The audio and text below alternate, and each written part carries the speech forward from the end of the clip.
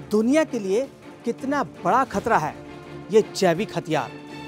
ये दुनिया के सामने आज सबसे बड़ा सवाल है। भारत के विदेश मंत्री ने भी इस सवाल को उठाया है। भारत के विदेश मंत्री एस जयशंकर आखिर क्यों चेतावनी दे रहे हैं, आखिर क्यों बोल रहे हैं बार बार कि जैविक हथियार पूरी दुनिया के लिए ग्लोबल खतरा बन चुका है। जैविक हथियार दुनिया का वो खतरा जो सब कुछ तबाह कर सकता है, इंसानी दुनिया को खत्म कर सकता है। हम देख चुके हैं कोरोना वायरस ने क्या किया था। इसलिए बार बार ये चेतावनी दी जा रही है, इस पर ब्रेक लगाओ, इसको रोको, नहीं तो एक दिन ये जो इंसानी दुनिया है वो खत्म हो जाएगी। फिर क्या बचेगा? कुछ नहीं। इंसानी दुनिया को खत्म करने की ये बहुत बड़ी साजिश हो रही है। कौन कर रहा है ये साजिश? दुनिया सोचती है कि जंग गोलियों से लड़ी जाती है। हम सब ये समझते हैं कि बॉर्डर पे लड़ाई हो रही है, पर अब जो जंग का जो पैमाना है वो थोड़ा बदल चुका है, काफ़ी हद तक बदल चुका है। असली खतरा वो नहीं है जो हम देख रहे हैं, असली खतरा वो है जो हमें नहीं दिख रहा, जो कहीं नहीं दिखता, और उसका अंजाम बहुत ही घातक होता है। ना कोई धमाका, ना कोई मिसाइल की आवाज़, लेकिन मौत निश्चित है। ये घातक जैविक हथियार सीधे इंसानी सांसों में घुस जाती है और तब तक तड़पा तड़पा कर मारती है इंसान को जब तक इंसानी हुकूमत खत्म नहीं हो जाती, जब तक इंसान मजबूर नहीं हो जाता। यह है जैविक हथियार का बड़ा आतंक। दुनिया का कोई देश इससे अछूता नहीं है।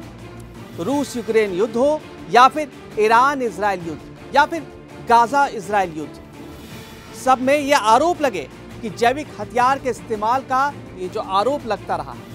अब भारत के विदेश मंत्री एस जयशंकर की चेतावनी, ये सिर्फ चेतावनी नहीं है, ये ओपनिंग माइंड्स है। एस जयशंकर कह रहे हैं ये एक ग्लोबल खतरा बन चुका है, ग्लोबल खतरा, और इस पे आत्ममंथन करने की जरूरत है पूरी दुनिया को, ताकि इंसानी हुकूमत बरकरार रह सके। ये एक अलार्म है जिसे अगर दुनिया ने अनसुना कर दिया तो समझ लीजिए कयामत आ जाएगी, कयामत। इसकी बड़ी कीमत चुकानी पड़ेगी, वो भी पीढ़ियों को चुकानी पड़ेगी, वो हमें कभी माफ नहीं करेंगे। जैविक हथियार मानवता के लिए सबसे बड़ा खतरा है, उभरता हुआ एक नया खतरा बन चुका है। एक अंतर्राष्ट्रीय मंच पर एस जयशंकर ने साफ कह दिया है कि टेक्नोलॉजी की गलत दिशा जा रहा है टेक्नोलॉजी का, और ये जो गलत दिशा है वो काफी तेजी से आगे बढ़ रहा है, दुनिया को जैविक खतरे के बिल्कुल करीब ले आई है। अगर देश, संस्थान या आतंकी संगठन इन क्षमताओं का दुरुपयोग करते हैं, खासकर जो आतंकी गुट अगर इन क्षमताओं का गलत दुरुपयोग वो करेंगे ही, आतंकी संगठन का काम ही है बर्बाद कर दो, तबाह कर दो। डर पैदा करने के लिए वो हर हथकंडा अपनाएंगे, तो नतीजा पूरा मानवता को झेलना पड़ेगा। उन्होंने आगाह किया कि सिंथेटिक बायोलॉजिकल की जो तरक्की है, सिंथेटिक बायोलॉजिकल की जो तरक्की है, जीन एडिटिंग तकनीक, एआई के जरिए बायो डिजाइनिंग टूल्स अब इतनी आसान हो चुकी है कि छोटा सा लैब भी बड़ी तबाही बना सकता है, बड़ी तबाही। और ये बात सुनकर दुनिया एक बार फिर डर गई है, क्योंकि जैविक हथियार यानी ऐसे सूक्ष्म जीव, ऐसे वायरस, ऐसे बैक्टीरिया जिन्हें जानबूझकर इंसानों, जानवरों और फसलों में फैलाया जाए ताकि बड़े पैमाने पर विनाश हो सके, तबाही आ सके, न दिखते हैं, न सुनाई देते हैं, न रोक पाना आसान है।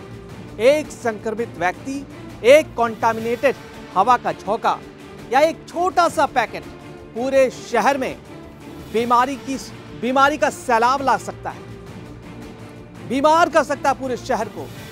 यह हथियार गुप्त, सस्ते और अत्यधिक घातक होते हैं। यही इनकी सबसे बड़ी डरावनी ताकत है, क्योंकि ये हथियार सबसे खतरनाक होते हैं। थोड़ा हम समझने की कोशिश करते हैं कि ये जैविक हथियार साइलेंट किलर कैसे बन जाते हैं। साइलेंट किलर, जहां कोई आवाज नहीं होती, लेकिन मौत निश्चित है। बिना आवाज मारे जाने का वाला ये जो मिसाइल है वो लॉन्च हो चुका है। ना बॉम्ब का धमाका होता है, ये जो बॉम्ब है वो वायरस बॉम्ब है। वो सिर्फ फैलता है और फैलता है और अचानक पूरा शहर बीमार हो जाता है। भारी तादाद में लोगों की मौत हो जाती है। पहचानने में देर, जब तक आप पहचानेंगे ना तब तक पूरा शहर बीमार हो जाएगा और बीमारी का जब तक पता लगाएंगे तब तक तबाही आ चुकी होगी। हजारों लोग संक्रमित हो चुके होंगे। हम ये झेल चुके हैं कोरोना वायरस के वक्त। कितनी तबाही है, लाखों लोग मारे गए। इलाज भी जब तक होता है तब तक बड़ी तबाही आ चुकी होती है। इंजीनियर्ड वायरस ऐसे बनाए जाते हैं, ये सब वायरस ऐसे बनाए जाते हैं कि उनके खिलाफ इलाज मौजूद ही ना हो। ऐसे वायरस बनाए जाते हैं। जैविक हथियार से पैनिक जैसे हालात हो जाते हैं। बाजार पूरे बंद हो जाते हैं, शहर खाली हो जाता है, लॉकडाउन लग जाता है पूरे शहर में, अस्पताल फुल हो जाते हैं, देश की अर्थव्यवस्था ठप हो जाती है। मतलब ये एक ऐसा जैविक हथियार है जो पूरे देश को कंगाल कर देगा। मौत का आतंक होगा हर तरफ। छिपाना आसान, एक छोटे से कैमरे की लैब से ऐसा वायरस बनाया जा सकता है जिसे पकड़ने में इंटरनेशनल एजेंसियों को सालों लग जाएंगे। तो समझिए कि कितना बड़ा खतरा है जैविक हथियार। इतिहास गवाह है ये खेल कितना खतरनाक है। दुनिया में पहले भी जैविक अटैक हो चुके हैं। मध्यकाल में संक्रमित शव शहरों में फेंके जाते थे। 20वीं सदी में कई देशों ने सीक्रेट बायोवॉर प्रोग्राम चलाए। एथेक्स लेटर हमला याद है? मतलब ये खतरा नया नहीं है, लेकिन आज टेक्नोलॉजी ने इसे 10 गुना ज्यादा खतरनाक बना दिया है, 10 गुना ज्यादा घातक बना दिया है। इंसानी हुकूमत पर एक बहुत बड़ा खतरा है। एआई और सिंथेटिक बायोलॉजी ने मिलकर ऐसा माहौल बना दिया है कि एक हाई स्कूल के लेवल के लैब भी ऐसे वायरस बना सकते हैं जो ज्यादा तेजी से फैलते हैं, ज्यादा घातक होते हैं, दवाओं को चकमा दे सकते हैं। यही वजह है कि जयशंकर ने चेतावनी दी है कि अगर दुनिया अभी भी नहीं जागी, अभी भी दुनिया अगर ये नहीं समझी, तो अगली जंग बंदूक से बिल्कुल नहीं होगी, वायरस से लड़ी जाएगी। Global bio surveillance system, lab safety के कड़े कानून, एआई आधारित बायो डिक्टेशन, देशों के बीच जानकारी साझा करना और सबसे अहम जैविक हथियारों पर कड़े अंतर्राष्ट्रीय प्रतिबंध लगाना बहुत जरूरी है। अगर ये कदम नहीं उठाए गए तो अगली महामारी एक दुर्घटना नहीं बल्कि किसी की रणनीति का हिस्सा होगी और एक बड़ी तबाही आएगी पूरी दुनिया में।